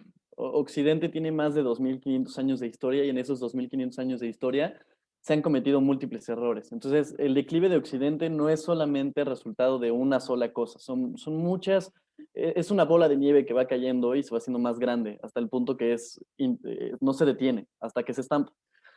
Ahora, la globalización, muchas veces en relaciones internacionales nos vamos con la finta de que la globalización es el gran enemigo de todo, ¿no? De que todos los problemas que vivimos el día de hoy son por la globalización y que el mundo debería aislarse y que si la desglobalización...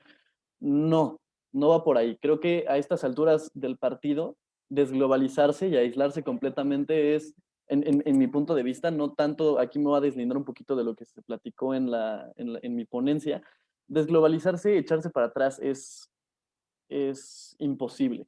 Estamos tan conectados, tan unidos por todas estas revoluciones tecnológicas y todas estas revoluciones industriales que no hay un escenario posible en el que te puedas aislar al 100%. Siempre va a haber necesidad de coexistencia y de cooperación.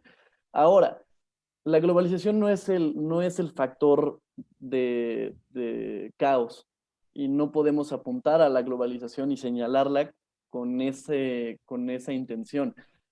Sí es un factor, es uno de muchos, pero no nos podemos ir con esa finta. Efectivamente, la desmoralización del ser humano sí es consecuencia de algunas cosas que nos trae la globalización, ¿no? El pensar individual, la acumulación de riqueza, el trabajo es mío, el puesto es mío, esto es mío, ese tipo de cosas sí desmoralizan al ser humano, pero no necesariamente es la única causa de la reflexión que plantea Maruán Sotontaki.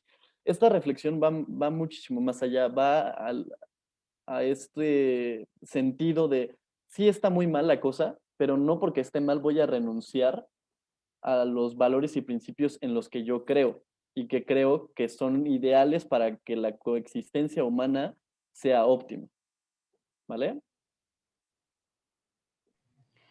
Muchas gracias, Pablo. La siguiente pregunta es para Diana, la hace Liz Pimentel, y dice, ¿cuál consideras que será el resultado de la carrera por tierras raras para Estados Unidos? ¿Se dará para mantenerse como hegemonía o dará paso a China? Y de esta manera, ¿qué consecuencias alcanzas a visualizar de iniciarse una guerra comercial más visible?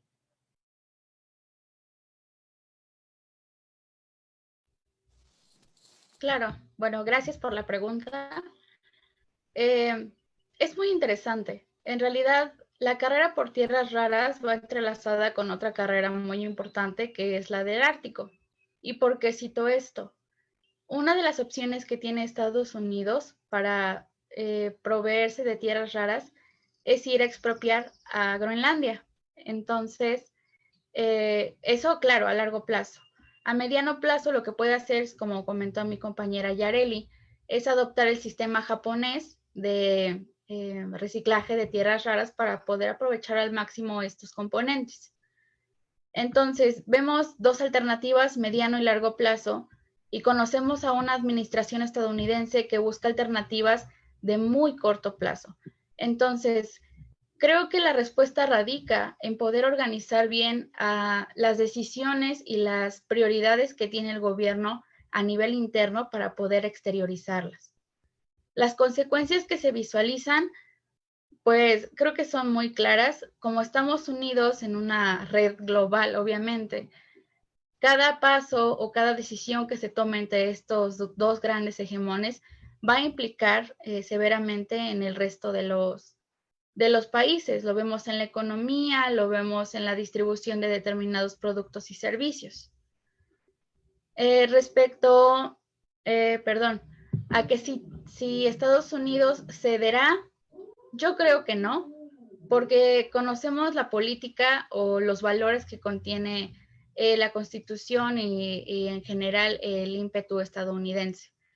Siento que luchará por encontrar a estos nuevos proveedores o a estos nuevos métodos de producción y autosatisfacción, porque pues también bajo la idea del proteccionismo difícilmente Estados Unidos va a buscar una alianza de buena manera, por así decirlo, para poder satisfacer su demanda.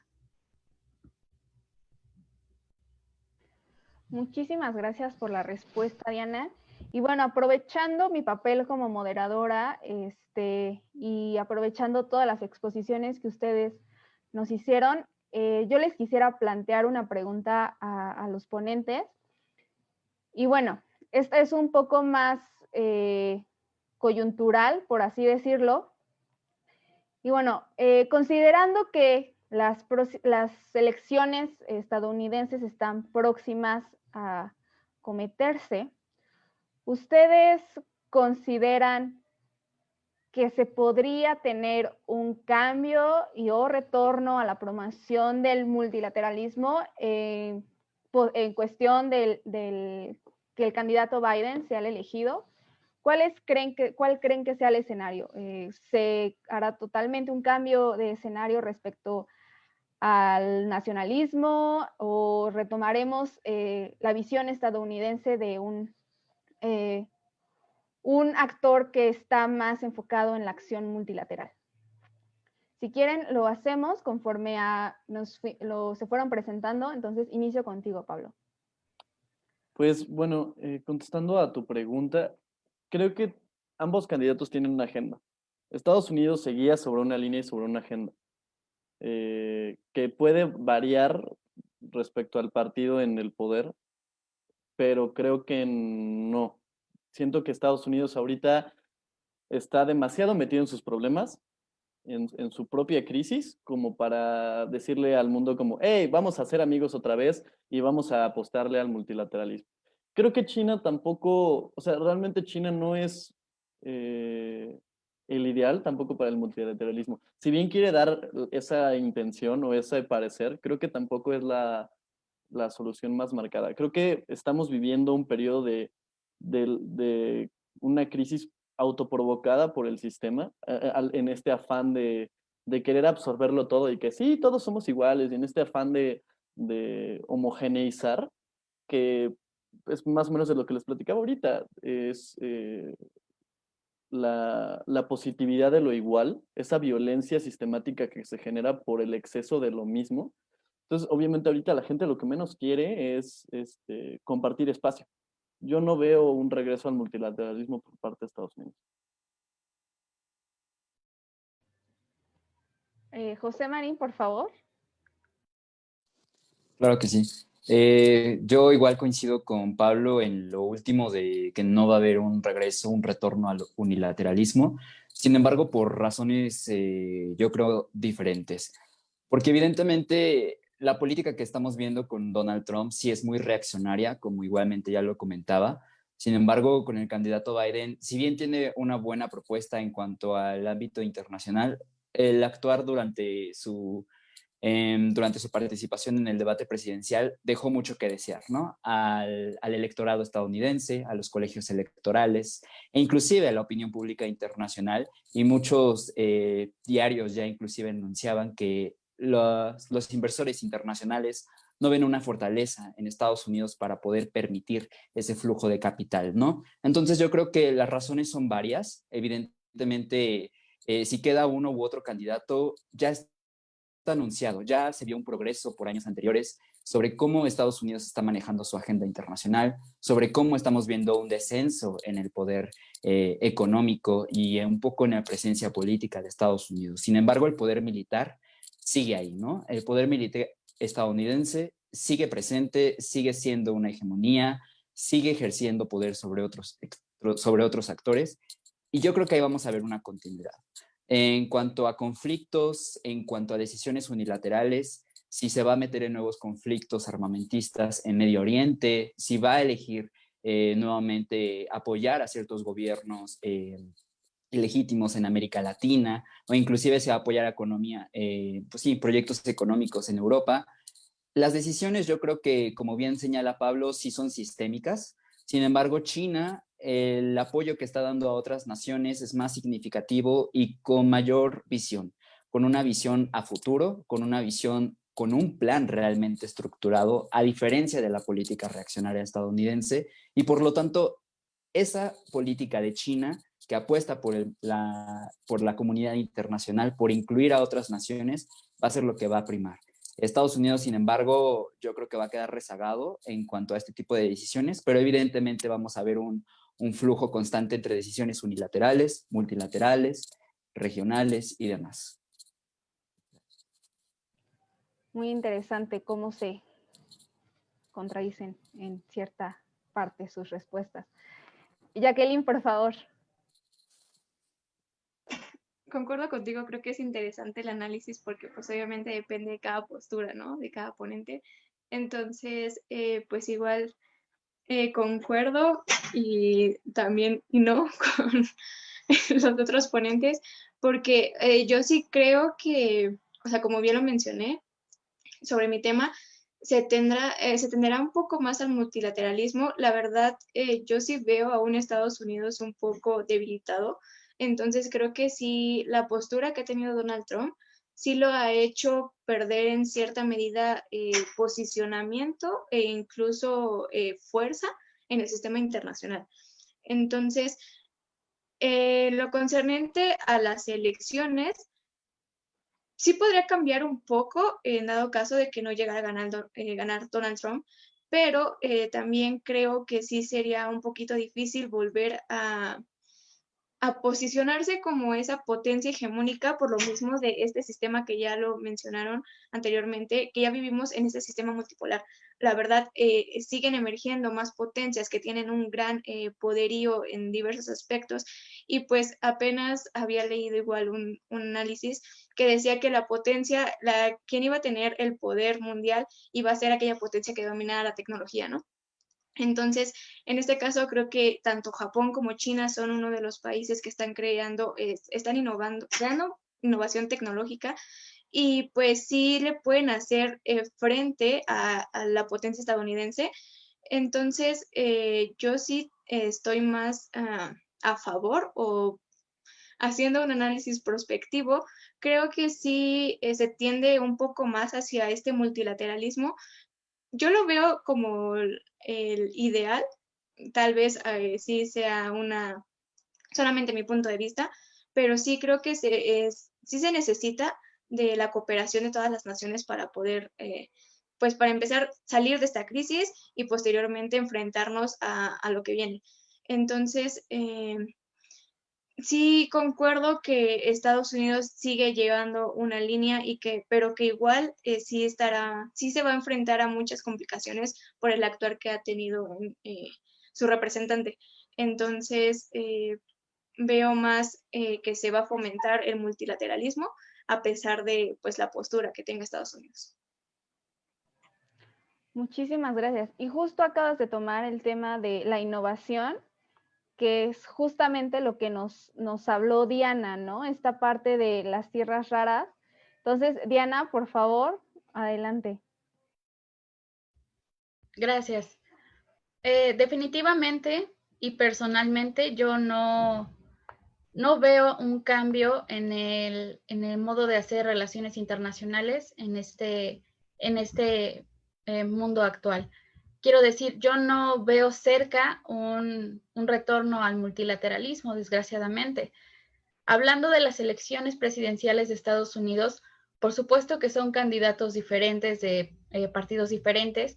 Sin embargo, las ideas que tienen respecto a este nacionalismo exacerbado que caracteriza a Estados Unidos los hace mantener posturas similares respecto a vamos a autosatisfacernos, vamos a autocrecer nuestra economía, vamos a hacer todo, pero hacia adentro. Entonces, lo siento como un pequeño obstáculo para poder llevar las relaciones como idealmente serían, como mencionó mi compañera Jacqueline, en un modo de cooperación. Otro punto en el que en realidad no concuerdo mucho es en que Estados Unidos sigue siendo la potencia que era. Yo no lo veo así. Yo definitivamente veo a un Estados Unidos que dejó de ser el Estados Unidos de hace años, que tiene esa presencia quizá de salvador en el mundo, porque conocemos el tipo de salvación que ofrece Estados Unidos, los costos y los intereses que se cobran. Entonces, tampoco creo que sea muy válido a llevar esta conclusión de Estados Unidos tiene una gran fuerza militar, porque en ese aspecto tiene muchos talones de Aquiles. Véase Vietnam, véase Irak, véase Afganistán. Entonces, sí creo, pues si bien no sé cómo decirlo, no veo un declive próximo de Estados Unidos, sí veo que se va debilitando, va en repliegue hacia adentro, y eso es algo que está aprovechando China. China está tomando todos los lugares que Estados Unidos está abandonando en el mundo. La presencia en organismos internacionales, en estados donde invertir, y claro, como comentó mi compañero Pablo, si bien no lo hace quizá con la intención más general de aportar de manera justa o equitativa con otros estados, la manera en la que ejerce ese soft power lo hace mantenerse presente en los 5 continentes. Entonces yo, como resumen, no veo un retorno al multilateralismo. Desgraciadamente siento que esta versión de llevar todo de manera unilateral va a crecer, especialmente porque son tiempos difíciles. En tiempos de pandemia cayó la economía, cayó la política de determinadas regiones. Ya vimos el Brexit en la Unión Europea. Entonces creo que es momento de ser precavidos y de hacer políticas de previsión. Muchísimas gracias, Diana. Yare, por favor. Bueno, por mi parte, considero mucho y estoy de acuerdo con lo que dice Diana. Al inicio mencionaba precisamente que a pesar de que son dos partidos diferentes estos candidatos, siguen siendo relativamente de la misma generación y de la misma ideología de que de que Estados Unidos es mejor hacia adentro, ¿no? O sea que al final de cuentas esta supremacía, porque se han dado después de la Segunda y la Segunda Guerra Mundial, porque se consolidaron como la potencia hegemona. Entonces, de cierta forma, a pesar de que ha perdido su poder, como lo fue antes, seguimos teniendo la cultura de Occidente. Entonces, de cierta forma, Estados Unidos va a seguir ahí, independientemente si sea militar, política, económica o de cualquier forma. Tenemos una cultura tan occidentalizada que es difícil dejar de tomar en cuenta a Estados Unidos y más que nada en México, ¿no? Porque al tenerlo como vecino estamos de cierta forma condicionados a tener como ciertas relaciones con ellos, más que nada porque es nuestro primer socio comercial, ¿no? Entonces, en esta parte considero que es así, pero un regreso al multilateralismo es muy difícil, la verdad. El multilateralismo abarca no solo relaciones, sino también metas en común, y no es lo mismo, como mencionaba, la problemática del plástico aquí que en otro país, ¿no? Por mencionar solamente un ejemplo, no es lo mismo plástico, no es lo mismo exportaciones, no es lo mismo seguridad, X tema, ¿no? Que haya en la agenda.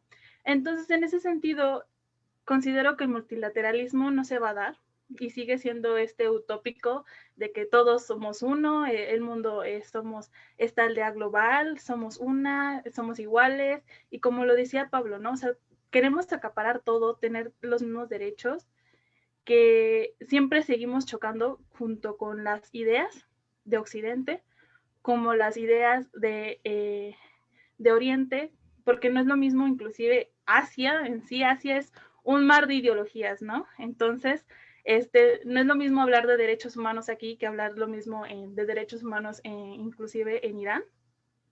Entonces, simplemente el multilateralismo entre todos es difícil, ¿no? Entonces, Estados Unidos va a seguir con su directriz unilateral, y porque el interés nacional en sí es en beneficencia entre mi estado y mi población, ¿no? Entonces Estados Unidos siempre va a seguir con ese rumbo. Entonces, prácticamente no, independientemente si gana Trump o si gana Biden, que sí va a diferenciar la relación en los temas de agenda, en cómo lo maneja cada uno, pero al final de cuentas seguirán bajo la idea de que todo debe ser para su bien. Muchísimas gracias. Bueno, creo que este tema podría darnos incluso para hacer otra mesa de análisis, ¿no? Es algo muy extenso, que también es un tema que es importante debatir, pero por el momento lo dejaremos hasta aquí.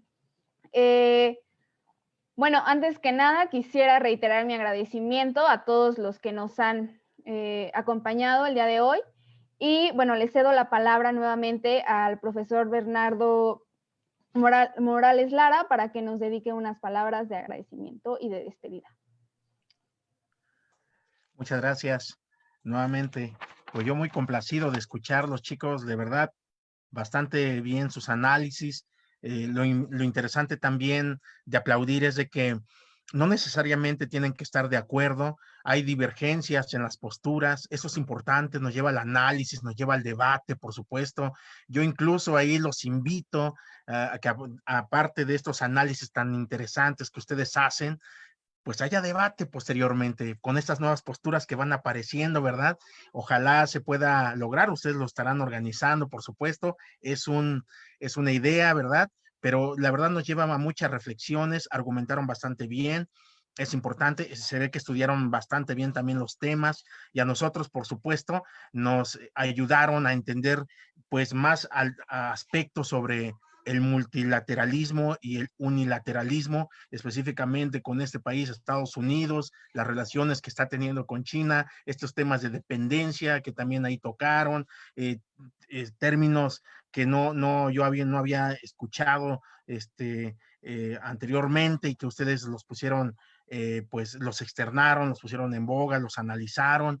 Entonces, de verdad, muchísimas gracias. Creo que no solamente a mí me ayudaron a entender varios aspectos que están sucediendo a nivel global sobre estos temas específicos, y pues de verdad los felicito nuevamente a nombre del director Manuel Martínez Justo, de la jefa de división de socioeconómicas, la doctora Claudia Márquez Díaz. Muchas gracias pues a la presidenta de la Red de Estudios Globales Atlas Polaris por esta invitación, a ustedes chicos, a Laura Casio, muchísimas gracias. Entonces, pues nosotros estaremos muy atentos a las posteriores invitaciones. Ya me estoy introduciendo a estas nuevas invitaciones que seguramente habrá, y con mucho gusto los estaremos escuchando, y por supuesto estaremos extendiendo la invitación, si ustedes nos lo permiten, a otros estudiantes que estén interesados sobre estas relaciones internacionales, estas relaciones multilaterales, unilaterales, que van apareciendo como fenómenos específicos en nuevos tiempos, ¿no? Con aspectos también que van apareciendo como esta pandemia, que seguramente va modelando rumbos, van apareciendo temas en la agenda de cada país, y que por supuesto pues tiene impacto en las políticas tanto económicas, sociales de cada país, ¿no? Y por supuesto también en las relaciones que tienen con los demás países. Muchas gracias, felicidades, y muy agradecido por esta invitación. Muchísimas gracias. Y bueno, ya para finalizar, le dejo la palabra a nuestra presidenta de la REGAP, Laura Michela Casio. Muchas gracias, Oriana, y a todos los ponentes. Creo que cada uno de ustedes, como ya lo mencionó el profesor Bernardo, nos regalan grandes reflexiones, desde el retomar esta idea de la fragmentación y la locura que hay en Occidente, las tendencias aislacionistas de las que nos mencionaba Pablo, así como el entendimiento de la sociedad norteamericana como un factor determinante para el entendimiento de la actual crisis de Estados Unidos que nos comentaba José Marín. También este análisis que nos comparte Jacqueline, que nos comparte además una frase que tiene como filosofía de vida, en donde dice, lo único seguro es el cambio, en donde nos recuerda estos procesos internacionales, sociales, son tan cambiantes como lo son la pandemia, que llegan sin previo aviso y que nos recuerda la no linealidad de las relaciones internacionales. Retomaba también la crisis del sistema capitalista y los desafíos a nivel económico que venimos cargando incluso desde la crisis económica desde 2008, ¿no? También Diana nos comparte un análisis, creo yo, muy bueno de cuál es la importancia de entender geoestratégicamente las tierras raras como instrumento de China en la producción de tecnología a nivel global. Y pues bueno, también la reflexión muy interesante que nos comparte Yare al final en la fabricación de los distintos productos que se encuentran en nuestro día a día con este plástico y cómo deriva este uso en diferentes problemáticas medioambientales. Al final creo que también esta reflexión de las perspectivas, de los esfuerzos multilaterales frente a las elecciones que estamos observando en este momento, creo que conformaron una mesa muy interesante, muy fructífera. Les agradezco de verdad. Considero que fue una jornada muy exitosa. Nos llevamos diversos e interesantes ideas que nos han regalado estas grandes mentes. Reitero mi agradecimiento a los ponentes, al profesor Bernardo Morales Lara, por siempre apoyarnos.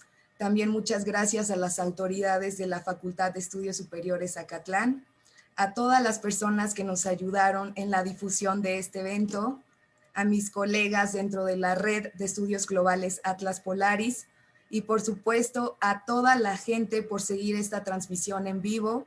Que tengan una excelente tarde y muchísimas gracias a todos.